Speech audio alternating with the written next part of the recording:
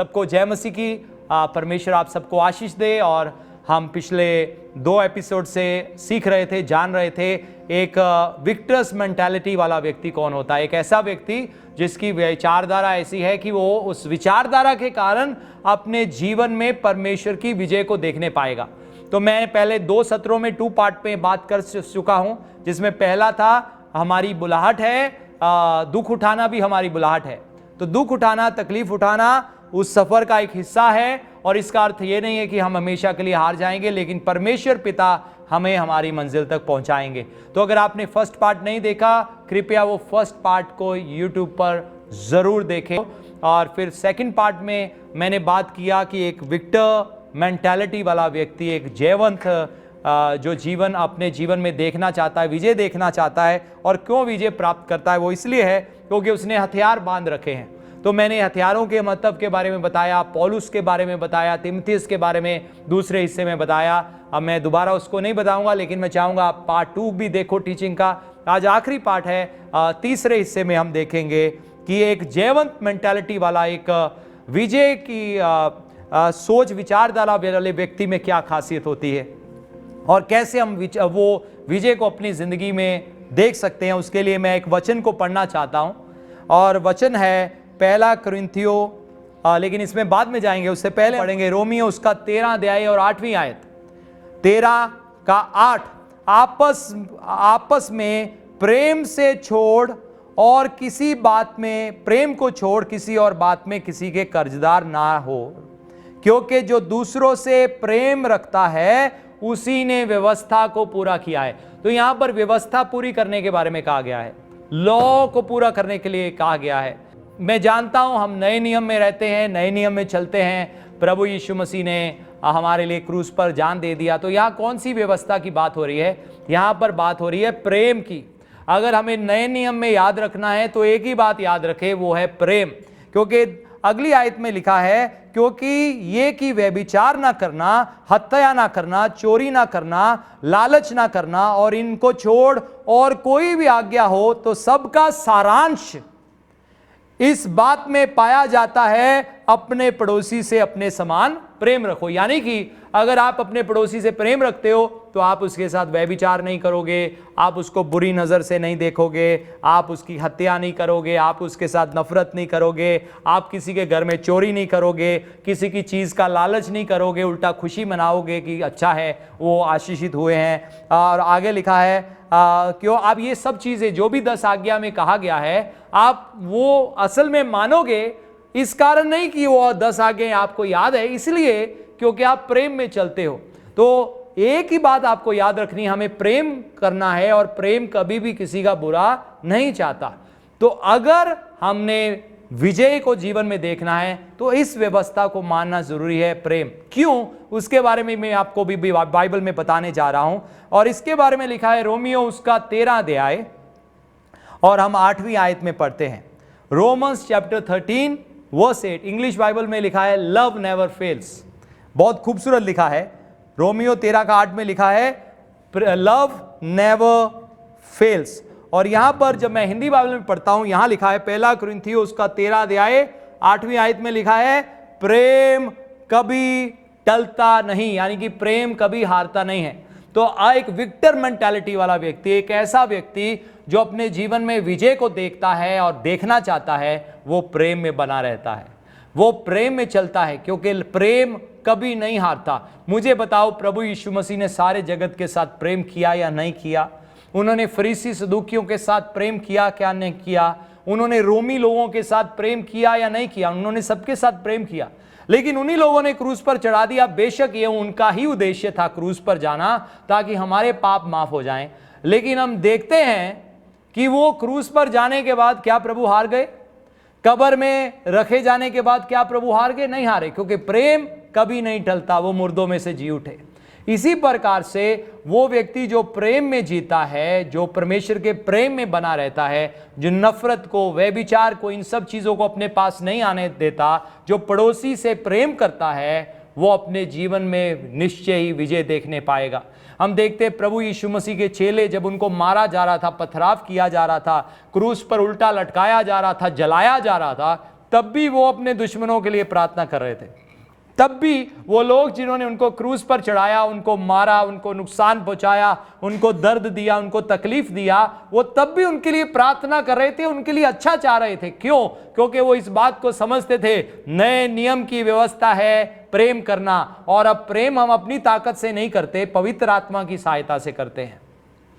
क्योंकि बाइबल में लिखा है परमेश्वर ने अपने आत्मा के द्वारा अपना प्रेम हमारे दिलों में उंडेल दिया है। अब हम पवित्र आत्मा की सहायता से दूसरों को क्षमा कर सकते हैं, माफ कर सकते हैं, व्यभिचार से बच सकते हैं, बुराई से बच सकते हैं, चुगलीखोरी से बच सकते हैं, कई चीजों से हम बच जाएंगे क्योंकि हमारे अंदर प्रेम है। अब प्रेम क्या है उसके बारे में और गहराई से हम समझेंगे कि एक विक्टर मेंटालिटी वाला व्यक्ति, ऐसा व्यक्ति जो अपने जीवन में जय को चख लेता है या चखना चाहता है, उसकी विचारधारा कैसी होती है, वो उसके बारे में हम पढ़ेंगे। हम जाएंगे पहला कुरिन्थियों उसका 13 अध्याय और मैं पहली आयत से पढ़ूंगा। यहां लिखा है, यदि मैं मनुष्य और स्वर्गदूतों की बोलियां बोलूं और प्रेम ना रखूं तो मैं ठनठनाता हुआ पीतल और झंझनाती हुई झांझ हूं। यानी कि परमेश्वर का वचन कहता है कि मैं मनुष्य की बोलियां, यानी कि मुझे कई देशों की भाषाएं बोलनी आती है, या दूसरे तरफ हम अन्य भाषा की बात कह सकते हैं, अनन्य भाषा की बात कह सकते हैं, और उसमें एक एंजेलिक टंग्स भी हैं, टंग्स के भी अलग अलग चरण होते हैं, उसमें एक एंजेलिक टंग्स भी है, तो यहाँ पर उसकी भी बात हो रही है। लेकिन वो कहता है यानी कि हम खूब बड़े जोश के साथ प्रार्थना करने वाले व्यक्ति हैं, ताली बजा बजा कर प्रार्थना करने वाले व्यक्ति हैं, अन्य भाषा में घंटों घंटे प्रार्थना करने वाले व्यक्ति हैं, लेकिन अगर हमारे अंदर प्रेम नहीं है, परमेश्वर का वचन क्या कहता है, हम कुछ भी नहीं है। ये एक ऐसा व्यक्ति है जो अपने जीवन में निश्चय हार देखेगा, क्योंकि लव नेवर फेल्स, प्रेम कभी टलता नहीं है। तो वो चीज जब कभी फेल नहीं होती, अगर हम उसे अपनी जिंदगी में नहीं अपनाया तो हम वो विजय को अपने जीवन में नहीं देख पाएंगे। दूसरी आयत में लिखा है, यदि मैं भविष्यवाणी कर सकूं और सब वेदों और सब प्रकार के ज्ञान को समझूं और मुझे यहां तक विश्वास हो कि मैं पहाड़ों को हटा दूं, परंतु प्रेम ना रखूं, मैं कुछ भी नहीं। यानी कि एक व्यक्ति भविष्यवाणी भी कर सकता है, फिर क्या लिखा है, वेदों को भी प्रकट कर सकता है, स्पिरिट ऑफ डिसर्नमेंट भी है, वर्ड ऑफ नॉलेज में भी चलता है, डिसर्नमेंट में भी चलता है, और फिर आगे क्या लिखा है, दुष्ट आत्माओं को भी निकालता है। चलो हम उसको ऐड करते हैं, मुझे यहां तक पूरा विश्वास हो कि पहाड़ों को हटा दूं। उसके अंदर विश्वास है कि मैं पहाड़ से कहूंगा पहाड़ हट जाएगा, परंतु प्रेम ना रखूं तो मैं कुछ भी नहीं, तो वो विजय अपने जीवन में नहीं देखने पाएगा। तीसरी आयत, यदि मैं अपनी संपूर्ण संपत्ति कंगालों को खिला दूं या अपनी देह जलाने के लिए दे दूं और प्रेम ना रखूं तो मैं कुछ भी नहीं। तो यहां पर हम 3 बातों को देखते हैं। पहली बात क्या है, संपूर्ण संपत्ति कंगालों को खिला दूं, यानी कि एक ऐसा व्यक्ति जो देना जानता है, ऑफरिंग देता है, टाइथ देता है, कलीसिया के कामों को सपोर्ट करता है, जरूरी है। लेकिन सवाल यह है किस विचार से करते हैं, हमारी मेंटालिटी क्या है उस चीज को देने के पीछे। क्या हम इसलिए देते हैं कि हम देंगे और 100 गुना वापस मिल जाएगा तो चलो अच्छी इन्वेस्टमेंट है, बहुत सारे लोग ये सोच कर देते हैं। बेशक परमेश्वर आपको आशीष देंगे, लेकिन हमारी सोच ये होनी चाहिए क्योंकि हम प्रेम करते हैं दूसरों से इसलिए हम देंगे, क्योंकि हम परमेश्वर से प्रेम करते हैं इसलिए हम परमेश्वर के कामों के लिए देंगे। हालेलुया। तो ये प्रेम उसका नींव होना चाहिए हमारे देने के लिए, क्योंकि अगर हम सारी संपत्ति भी दे दें लेकिन देने का कारण प्रेम नहीं था, देने का कारण था मे बी हमें 100 गुना वापस मिलेगा, देने का कारण था कि दूसरों को पता लगेगा हमने बहुत दिया और सारे बड़ी बड़ाई करेंगे कि बहुत अच्छा प्रभु का दास है या बच्चा है, या देने का कारण हमारा कुछ और भी हो सकता है, कई कारण हो सकते हैं। लेकिन अगर प्रेम नहीं है, अगर हम लव के कारण नहीं दे रहे, तो बाइबल में लिखा है हमें कुछ भी उसका फायदा नहीं होगा। फायदा के बारे में हम लाभ ढूंढते हैं ना हर बात में, तो हमें कोई भी फायदा नहीं होगा अगर हमने वो प्रेम से नहीं दिया। तो संपूर्ण संपत्ति कंगालों को खिला दूं या अपनी देह जलाने के लिए दे दूं, इतना पैशन है प्रभु का वचन प्रचार करने के लिए, इतना पैशन है सेवकाई करने के लिए। जैसे कईयों को बिजनेस करने का पैशन है, कईयों को स्पोर्ट्स खेलने का पैशन है, कईयों को ड्राइंग करने का पैशन है, कईयों को आर्ट्स का पैशन है, बहुत सारे पैशन है और उसके लिए लोग कुछ भी करेंगे, कम खा लेंगे लेकिन ड्राइंग करने के लिए महंगे कलर खरीद लेंगे क्योंकि पैशन है वो उनका वो जुनून है। कईयों को सेवकाई का जुनून है, बुरा नहीं है, लेकिन अगर प्रेम नहीं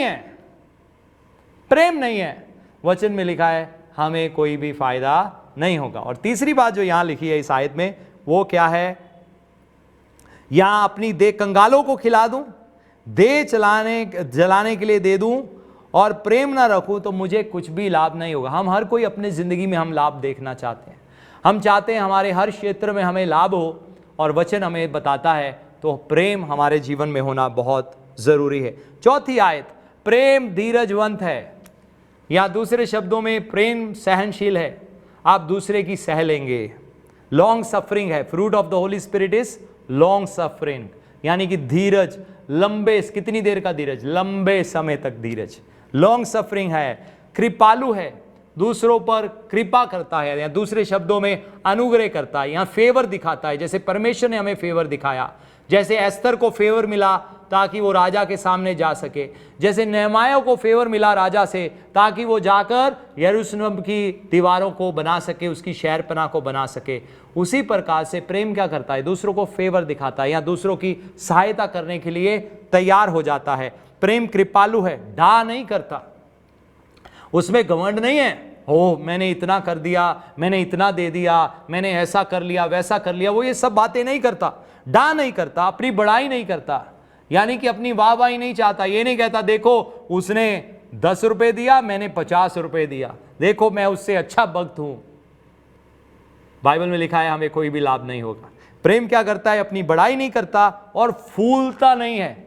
एक होता अपनी बड़ाई करना दूसरों के सामने, और एक होता है हो सकता है व्यक्ति दूसरों के सामने बड़ाई ना करता हो लेकिन अंदर से फूल गया हो, उसे लगता है मेरे जैसा परमेश्वर का कोई भक्त ही नहीं है, मैं सबसे बढ़िया हूं, मैं सबसे बेहतर हूं, मेरे जैसा कोई भी नहीं है, मैं सर्वसिद्ध हूं।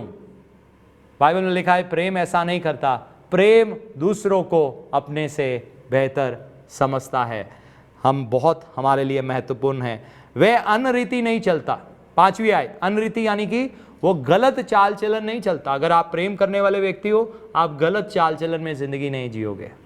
आप अपनी चाल के द्वारा किसी दूसरे के लिए ठोकर का कारण नहीं बनोगे, क्योंकि बाइबल में लिखा है हाय उस पर जिसके कारण किसी को ठोकर लगे। सो वो अनरीति नहीं चलता, वे अपनी भलाई नहीं चाहता। असली प्रेम पता क्या है, जब हम अपनी भलाई ना चाहें। लोग कई बार ऑफरिंग देते हैं, टाइट्स देते हैं, दूसरों की मदद करते हैं, या किसी ना किसी तरीके किसी के साथ जुड़ने की कोशिश करते हैं। मकसद क्या होता है, मेरा कुछ भला हो जाए, मेरा कुछ भला हो जाए, मुझे इसमें से कोई फ़ायदा मिल जाए। कई बार बहुत चीज़ों के पीछे हमारे सेल्फिश एजेंडा होते हैं। बहुत सारे लोगों का परमेश्वर के पीछे चलने का एक सेल्फिश एजेंडा होता है। चलो प्रभु के पीछे चलेंगे, कार मिल जाएगी, हाँ प्रभु दे देंगे आपको गाड़ी भी, हाँ प्रभु दे देंगे आपको वीज़ा भी, लेकिन इसलिए चलो क्योंकि आप उनसे प्यार करते हो, उनकी चीज़ों के लिए ना उनके साथ चलो। परमेश्वर जो है वो प्रेमी पिता है, इस कारण उसके साथ चलो। तो वो ऐसे रिश्ते में अपने लोगों को बढ़ते हुए देखना चाहते हैं अपने साथ। आपको कैसा लगेगा अगर आपको पता चले कि कोई आपके साथ स्वार्थ का प्रेम करता था? कैसा लगेगा, अरे ये तो मतलब ही था। तो आप सोचो परमेश्वर को कैसे लगता होगा अगर हम सिर्फ स्वार्थ के कारण ही परमेश्वर के पीछे चलते हैं। तो यहाँ पर क्या लिखा है, वह अनरीति नहीं चलता, अपनी भलाई नहीं चाहता, झुंझलाता नहीं है, फ्रस्ट्रेटेड जल्दी नहीं होता, बुरा नहीं मानता, बुरा नहीं मानता। कुछ लोग बात बात पर बुरा मानते, जल्दी यानी कि नाराज नहीं होता, फिर भी प्रेम में चलता रहता है। कोई बुरा कहे फिर भी प्रेम में चलता रहता है, फिर भी नाराजगियां नहीं होता, रुसता नहीं है, अलग नहीं हो जाता, वो बुरा नहीं मानता, कुकर्म से पाप करने में आनंदित नहीं होता। फिर क्या लिखा है, सत्य से आनंदित होता है, सच्चाई इस पर चलने से और सच्चाई सुनने से आनंदित होता है। वह सब बातें सह लेता है, फिर वही सहनशीलता, सब बातें सह लेता है। दर्द दुख जो उसे प्रभु के लिए भी उठाना पड़ता है, जो कि मैंने एपिसोड 1 में आपको बताया था। तो अगर आपने वो एपिसोड 1 नहीं देखा विक्टर्स मेंटालिटी इसी सीरीज का, तो प्लीज उसको देखें, आपको बहुत आशीष मिलेगा, क्योंकि मैं चाहता हूं आप पूरी टीचिंग को सुने। क्या लिखा है, वह सब बातें सह लेता है, सब बातों की प्रतीति करता है, यानी कि उसके अंदर विश्वास है, सब बातों की आशा रखता है, तो गुड एक्सपेक्टेशन करता है, नेगेटिव नहीं सोचता। वो कहता है कोई बात नहीं, एक दिन सब ठीक हो जाएगा। तो प्रेम के अंदर हर समय एक अच्छा एक्सपेक्टेशन बना रहता है। वह सब बातों में धीरज रखता है। फिर 8वीं आयत आ गई, वह कभी टलता नहीं। भविष्यवाणियां हो समाप्त हो जाएंगी, भाषाएं हो जाती रहेंगी, ज्ञान हो तो मिट जाएगा, क्योंकि हमारा ज्ञान अधूरा और हमारी भविष्यवाणी भी अधूरी है। लेकिन आखिरी बात जो मैं करना चाहता हूं, 13 आयत, पर अब विश्वास, आशा, प्रेम, ये तीनों स्थायी हैं, पर इन सब में बड़ा प्रेम है। प्रेम सबसे अव्वल है। तो वो व्यक्ति जो जयवंत विचारधारा में चलता है, वो व्यक्ति जिसकी सोच, जिसकी मेंटालिटी ऐसी है, विचारधारा ऐसी है, वो निश्चय अपने जीवन में विजय देखेगा। याद है पहले एपिसोड में मैंने क्या कहा? वो दुख सहने के लिए तैयार रहता है। वो इस बात को समझता है कि जिंदगी में तूफान, भूचाल, मुश्किलें आएगी, लेकिन मेरा परमेश्वर मुझे इनमें से निकालेगा। परमेश्वर से प्रेम करने वालों के लिए सब बातें मिलकर भलाई को उत्पन्न करती है। दूसरा, उसने परमेश्वर के सारे हथियार बांध रखे हैं। और तीसरा जो हमने अभी पढ़ा, वो प्रेम में चलता है। ऐसा व्यक्ति हमेशा अपनी जिंदगी में जयवंत होता है। आए हम प्रार्थना करें। Hallelujah, hallelujah. अगर आपकी कोई प्रेयर रिक्वेस्ट है, मैं चाहता हूं आप जल्दी से कमेंट बॉक्स में लिख दें। हमारी टीम के लोग हमारे साथ जुड़े हुए हैं, इंटरसेसर्स हमारे साथ जुड़े हुए हैं, आपके लिए वो प्रार्थना कर रहे हैं। सो आप कमेंट बॉक्स में प्रेयर रिक्वेस्ट लिख दीजिए और मैं भी आपके लिए प्रेयर करता हूं। पिता परमेश्वर, मैं धन्यवाद करता हूं आपके वो लोगों के लिए जो इस समय हमारे साथ जुड़े हुए हैं। आपकी आशीष, आपकी बरकत, आपकी बहुतायत इनकी जिंदगियों के ऊपर देखना चाहते हैं। प्रार्थना करते हैं, होने दे इनको कभी भी अपनी जिंदगी में हार का सामना ना करना पड़े। ये तीनों बातों को अपनी जिंदगी में अपनाते हुए ये आपके साथ आगे चलते और बढ़ते जाएं और मसीह यीशु में आगे ही आगे बढ़ते जाएं। प्रभु, आप इनका हाथ कभी भी ना छोड़ेंगे, क्योंकि आप विश्वास योग्य हैं। आप विश्वास योग्य परमेश्वर हैं।